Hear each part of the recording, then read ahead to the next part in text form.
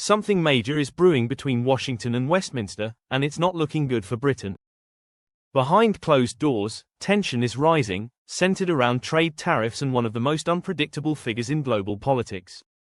Ministers are on edge, economists are anxious, and Keir Starmer might be staring down a diplomatic storm with serious consequences for the UK economy. At the heart of it all is Donald Trump, whose recent message has rattled Downing Street. British officials are nervous. The big question is, what exactly does Trump want, and could this signal the start of a trade confrontation with America? The implications could redefine UK-US relations in a major way. Britain is now facing the threat of permanent 10% tariffs on its exports to the United States.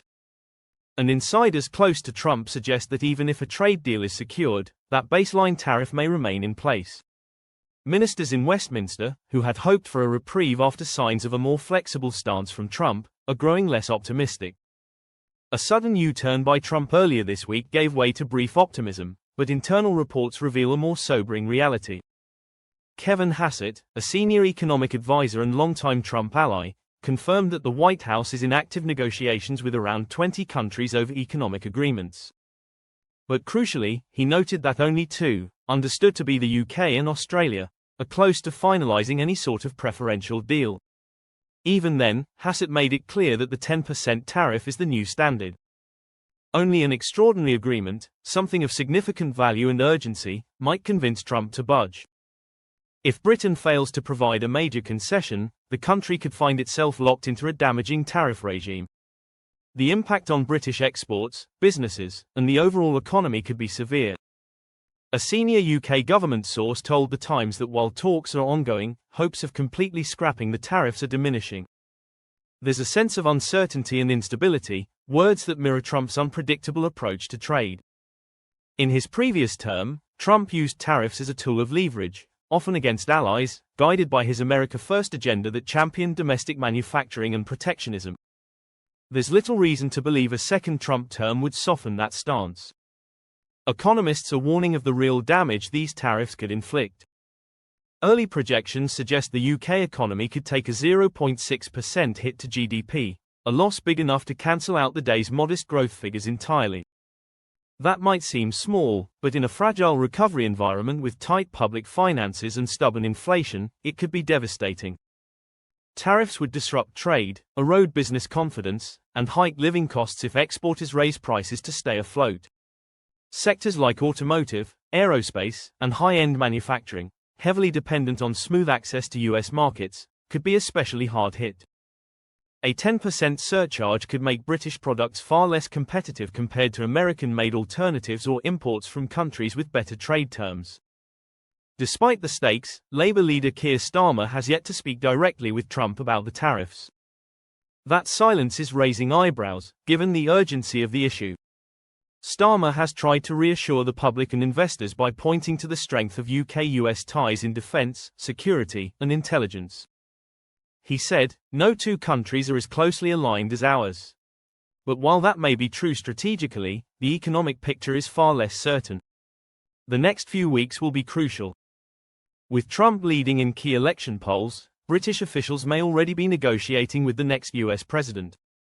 If the UK can't secure an exemption or significant concession, it could signal the start of a much more challenging era for British exports, and at a time when the economy can least afford another blow. In other news, former Home Secretary Priti Patel has slammed Hamas's legal challenge against its status as a terrorist group in the UK, calling it a stain on democracy. Speaking on GB News, she said it's outrageous that Hamas, backed by Iran and responsible for brutal atrocities, would dare to challenge its designation. Patel stressed that the group was proscribed for valid reasons, pointing to its long history of violence and its role in deadly attacks in Israel on October 7, 2 years ago. The Palestinian militant group has launched legal action to reverse its terrorist designation, a move that stirred strong backlash. A South London-based immigration firm, Riverway Law, confirmed it's filed legal proceedings against the Home Office. According to the firm, Farhad Ansari submitted an application to Ayat Cooper MP calling for the ban on Hamas to be lifted. Hamas, in its legal argument, doesn't deny its actions fall under the UK's broad definition of terrorism, but it claims the label is selectively applied.